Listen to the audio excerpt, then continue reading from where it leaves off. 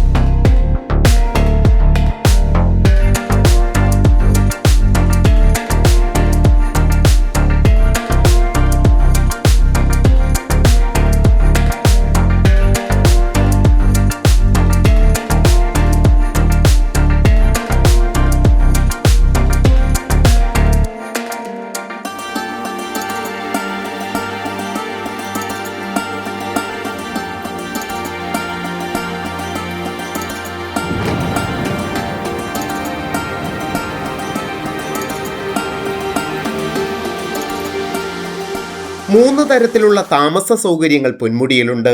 KTDCയുടെ golden പീക്കാണ് അവയിൽ പ്രധാനം. Larry Baker രൂപകൽപ്പന ചെയ്ത KTDCയുടെ കോട്ടേജുകൾ കണ്ണായയിടത്ത് പ്രകൃതിയോട് ഇണങ്ങിയാണ്. അതിനടുത്തു തന്നെ സർക്കാർ ഗസ്റ്റ് ഹൗസ് ഉണ്ട്. തിരുവിതാംകൂർ രാജാക്കന്മാരുടെ വേനൽക്കാല വസതിയായിരുന്ന കണ്ണാടി മാളിക എന്ന് വിളിപ്പേരുണ്ടായിരുന്ന പഴയ കൽക്കെട്ടിടത്തിനടുത്തായി പ്രൗഢമായ പുതിയ ഗസ്റ്റ് ഹൗസ് പ്രവർത്തിക്കുന്നുണ്ട്. പഴയ ഗസ്റ്റ് ഹൗസിനോട് ചേർന്ന് ഇന്നും കാണാവുന്ന ചില കൽപ്പടവുകളും ഗാർഡനിലെ പഴയ ചുവരുകളുമൊക്കെ രാജകാലത്തിൻ്റെ ശേഷിപ്പുകളാണ്. PWDക്കും പൊന്മുടിയിലൊരു റെസ്റ്റ് ഹൗസ് ഉണ്ട്. അതുപക്ഷേ അപ്പർ സാനിറ്റോറിയത്തിൽ നിന്ന് 2 കിലോമീറ്ററോളം താഴെയായിട്ടാണ്. ചുരത്തിന് താഴെ കല്ലാറിലും പരിസരത്തുമായി ചില സ്വകാര്യ റിസോർട്ടുകളുമുണ്ട്.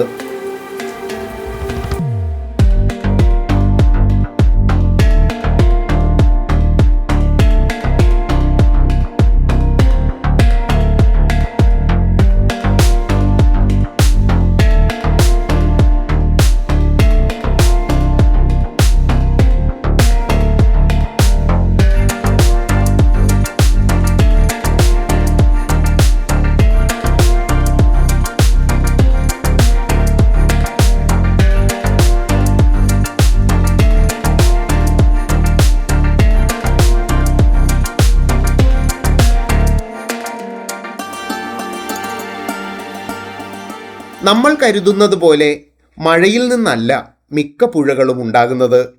പുൽമേടുകളും ചോലക്കാടുകളുമാണ് അന്തരീക്ഷത്തിലെ ജലബാഷ്പത്തെ തുള്ളികളായി മണ്ണിലേക്കിറ്റിച്ച് അരുവികളും അവ കൂടിച്ചേർന്ന് പുഴകളും രൂപപ്പെടുത്തുന്നത്. തിരുവനന്തപുരത്തിൻ്റെ ദാഹമകറ്റുന്ന പ്രധാന ജലസ്രോതസ്സുകളിലൊന്നായ വാമനപുരം നദി ഉത്ഭവിക്കുന്നത് പൊന്മുടി ഉൾപ്പെടുന്ന മലനിരകളിൽ നിന്നാണ്. മീൻമുട്ടിയും വാഴ്വാന്തോളും മങ്കയവും ചിറ്റിപ്പാറയും ഒക്കെ പൊന്മുടിയോടടുത്ത വെള്ളച്ചാട്ടങ്ങളാണ്.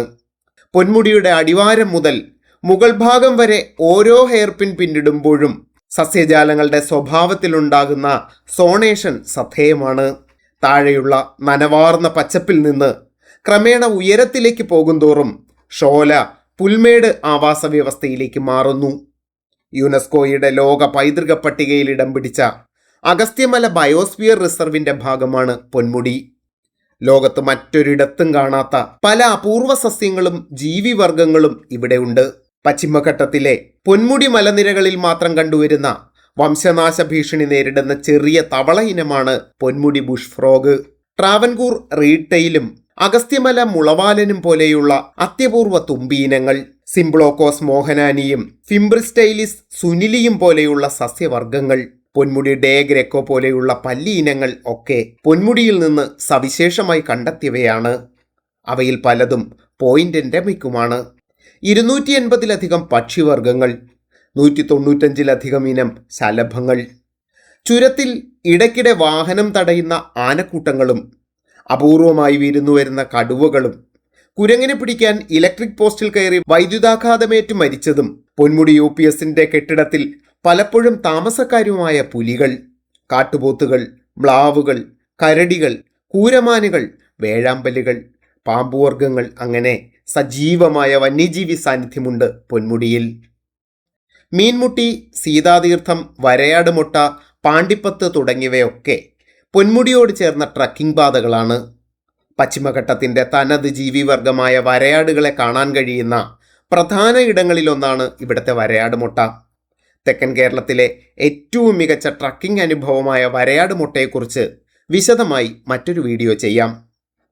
വനവാസകാലത്ത് ശ്രീരാമനും ലക്ഷ്മണനുമൊപ്പം സീത ഈ മലനിരകളിലെത്തിയെന്നും അവിടെ വിശ്രമിച്ചപ്പോൾ ദാഹം തീർക്കാനായി ഉപയോഗിച്ചെന്നും വിശ്വസിക്കുന്ന നീരുറവയാണ് സീതാകുളം അല്ലെങ്കിൽ സീതാറ. ഇപ്പോൾ പേരിനെ പരിഷ്കരിച്ച് സീതാതീർത്ഥമാക്കിയിട്ടുണ്ട്. സംസ്കൃതമാക്കിയാലേ നമ്മുടെ പേരുകൾക്ക് ഗുമ്മുള്ളൂ എന്നതാണല്ലോ നാട്ടുനടപ്പ്. പൊന്മുടി അപ്പർ സാനിറ്റോറിയത്തിലെത്തുന്ന സാധാരണ സഞ്ചാരികൾക്ക് ചെയ്യാവുന്ന ലളിതമായൊരു ട്രക്കിംഗ് ആണ് സീതാതീർത്ഥത്തിലേക്ക്. പാറക്കെട്ടുകൾക്കിടയിലുള്ള കഠിനമായ വേനൽക്കാലത്ത് പോലും വെള്ളം വറ്റാത്ത ഒരു പാറക്കുഴിയാണിത്. നീരുറവയ്ക്ക് സമീപമുള്ള പാറയിൽ മനുഷ്യൻ്റേതിന് സമാനമായ ഒരു പാദമുദ്രയും കാണാം. പൊന്മുടി സ്ഥിതി ചെയ്യുന്ന പെരിങ്ങമല പഞ്ചായത്തിലെ കാണി സമുദായക്കാരുടെ 4 തെക്കതുകളിൽ പ്രധാനപ്പെട്ടതാണ് സീതാകുളം. വർഷത്തിലൊരിക്കൽ മകരമാസം 1-ാം തീയതി നടക്കുന്ന പൊങ്കാലയാണ് ഇവിടത്തെ ഏക ചടങ്ങ്. എന്നാലും മല്ലൻകാണി മലമുടികൾ തനിച്ച് നടന്ന് പതിവായി ഇവിടെ വിളക്ക് വയ്ക്കാറുണ്ട്.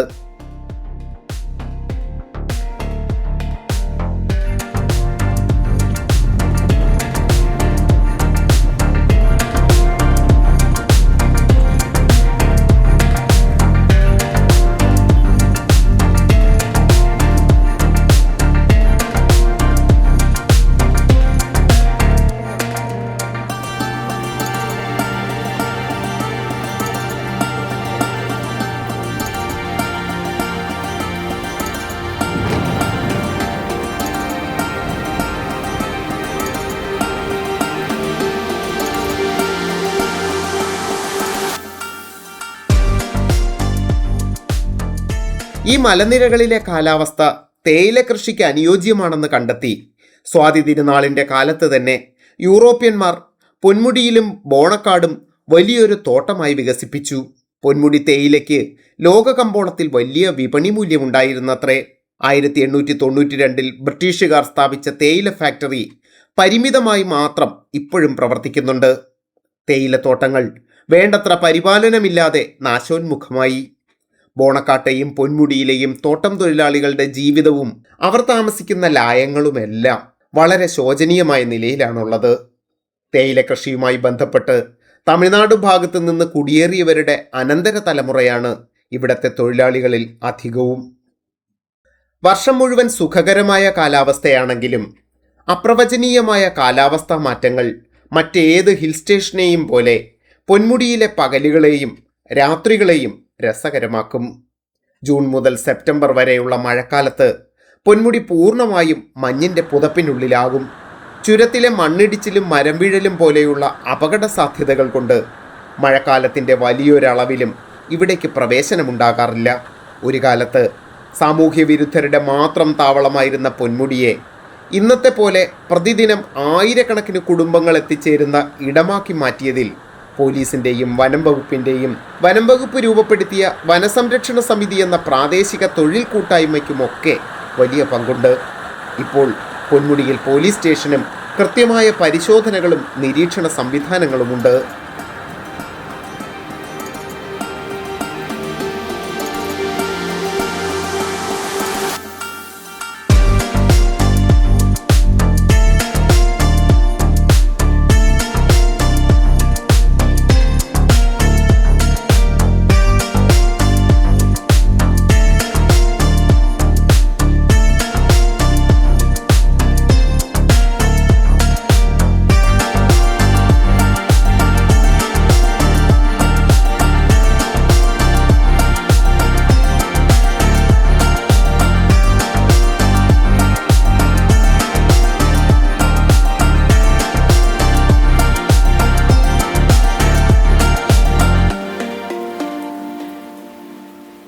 ഞാനെന്ന ഫോട്ടോഗ്രാഫർക്ക് വറ്റാത്ത കൗതുകങ്ങളുടെ ഇടമാണ് പൊന്മുടി. പടമെടുത്തു പഠിച്ച ഇടം, പുതുതായി പഠിക്കാനും പരീക്ഷിക്കാനും പകലന്തിയോളം അലഞ്ഞു നടക്കാനും പറ്റിയ ഇടം, വറ്റാത്ത ലാൻഡ്സ്കേപ്പ് ഫ്രെയിമുകളുടെയും പനോരമകളുടെയും മാക്രോ ഫോട്ടോഗ്രാഫുകളുടെയും ഇടം. കോടമഞ്ഞു മാറി നിന്നാൽ ആസ്ട്രോ ഫോട്ടോഗ്രാഫിക്ക് സാധ്യതകളുള്ള തെക്കൻ കേരളത്തിലെ അപൂർവം സ്ഥലങ്ങളിലൊന്നാണിത്. തെളിഞ്ഞ രാത്രികളിൽ ഇവിടെ നിന്നാൽ പടിഞ്ഞാറൻ കടലും വിമാനത്താവളവും എല്ലാം കാണാനാവും. ഞാൻ ആദ്യമായി ഒരു ഫോട്ടോഗ്രാഫി വർക്ക്ഷോപ്പ് ചെയ്യുന്നതും പൊന്മുടിയിൽ വെച്ചാണ്. ഫോട്ടോ മ്യൂസിനു വേണ്ടി ആ വർക്ക്ഷോപ്പിൽ ലഭിച്ച പ്രിയപ്പെട്ട കൂട്ടുകാരെ സ്നേഹത്തോടെ ഓർമ്മിക്കുന്നു. കുടുംബത്തെയും കൂട്ടി ഏറ്റവും അധികം തവണ ഞാൻ ഓടിപ്പോകുന്നത് ഇവിടേക്കായിരിക്കണം. എൻ്റെ 2 മക്കളും സ്വസ്ഥമായി ഓടിപ്പാഞ്ഞ് കളിച്ചു വളർന്നത് ഇവിടെയാണെന്ന് തന്നെ പറയാം. പാരിസ്ഥിതിക പ്രാധാന്യമുള്ള ഇത്തരം ഇടങ്ങളെ വൃത്തിയായും സുരക്ഷിതമായും സൂക്ഷിക്കുന്നതിൽ നമ്മൾ യാത്രികർക്ക് വലിയ പങ്കുണ്ട്. വനസംരക്ഷണ സമിതിക്കാർ എത്ര നീക്കിയാലും അവശേഷിക്കുന്ന പ്ലാസ്റ്റിക് മാലിന്യങ്ങൾ മറ്റെവിടെയുമെന്ന പോലെ ജൈവവൈവിധ്യത്തിന് വലിയ ഭീഷണിയാണ്. ചുരത്തിലൂടെയുള്ള ഡ്രൈവിംഗ് സാവകാശത്തോടെയും പരസ്പര ബഹുമാനത്തോടെയും ആവുന്നതാണ് അവനവനും മറ്റ് യാത്രക്കാർക്കും നല്ലത്. വഴി മൂടുന്ന കോടമഞ്ഞും മരം വീഴലും മണ്ണിടിച്ചിലും ഒക്കെ ഇവിടെ സാധാരണമാണ്. അപകടമുണ്ടായാൽ വിതുര നിന്ന് ഫയർഫോഴ്സിന്റെ സഹായം എത്തണം. അത് പരിഹരിച്ച് യാത്ര തുടരാൻ മീൻമുട്ടിയും കല്ലാറുമൊക്കെ ഒളിപ്പിച്ചു വച്ച കയങ്ങളും പെട്ടെന്നുള്ള ജലപ്രവാഹങ്ങളും കൊണ്ട് അപഹരിച്ച ജീവനുകളുടെ എണ്ണം തന്നെ ഭയപ്പെടുത്തുന്നതാണ്.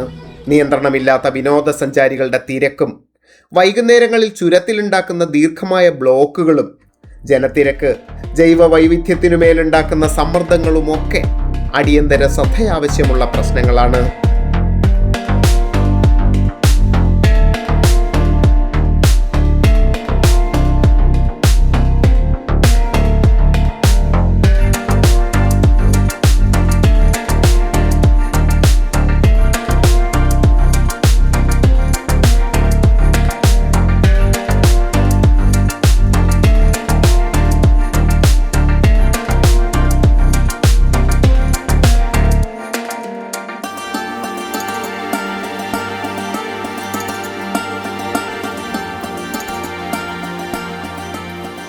ചരിത്രബോധമുള്ളവർക്ക് ഈ കോടമഞ്ഞ് മൂടിയ മലനിരകൾ വെറുമൊരു വിനോദസഞ്ചാര കേന്ദ്രമല്ല. ആയിരക്കണക്കിന് വർഷങ്ങൾക്ക് മുമ്പ് ചൈനീസ് സഞ്ചാരികൾ പോലും തേടിയെത്തിയ അവലോകിതേശ്വരൻ്റെ വാസസ്ഥലമെന്ന് കരുതിയ പുരാതനമായ പൊറ്റാലക പർവ്വതമാണ്. വനം വകുപ്പും ടൂറിസം വകുപ്പും വരുന്നതിന് നൂറ്റാണ്ടുകൾക്ക് മുൻപേ ഈ മലനിരകളും അവിടുത്തെ നീരുറവകളും വിശുദ്ധമായി കണ്ട് സംരക്ഷിക്കുകയും വഴിവെട്ടി തെളിക്കുകയും ചെയ്ത കാണിക്കാരുടെ ആചാരവിശ്വാസങ്ങളുമായി ഇഴുകിയ വൈകാരിക ബന്ധമുള്ള ഇടമാണ്. തനതായ ജൈവ വൈവിധ്യമുള്ള പശ്ചിമഘട്ടത്തിലെ അതീവ പരിസ്ഥിതിലോലമായ പ്രദേശങ്ങളിലൊന്നാണ്. ചരിത്രപരവും ഗോത്രപരവും പാരിസ്ഥിതികവുമായ പ്രാധാന്യങ്ങൾ അറിഞ്ഞ് ഉത്തരവാദിത്തമുള്ള യാത്രികരായി മലദൈവങ്ങൾ പൊന്നായി സൂക്ഷിക്കുന്ന ഞങ്ങളുടെ പൊന്മുടിയിലേക്ക് ഏവരെയും സ്വാഗതം ചെയ്യുന്നു. പൊന്മുടി യാത്രകൾക്ക് പലപ്പോഴും സഹായവും കൂട്ടുമായിരുന്ന മണ്ണയത്തെ പ്രിയ നൻപൻ സുജിത്തിനും കാണി സമുദായത്തെക്കുറിച്ച് പഠിച്ച് വിവരങ്ങൾ തന്ന പ്രിയ സഹപാഠി ഡോക്ടർ സോണി MKയ്ക്കും പ്രത്യേകം നന്ദി രേഖപ്പെടുത്തുന്നു. ഈ വീഡിയോ നിങ്ങൾക്ക് ഇഷ്ടമായെങ്കിൽ നിങ്ങളുടെ അഭിപ്രായവും നിർദ്ദേശവും ഒക്കെ ചുവടെ ചേർക്കുക, പിന്തുടരുക, പങ്കുവയ്ക്കുക. സ്നേഹത്തോടെ രാജീവ് മണ്ണയം.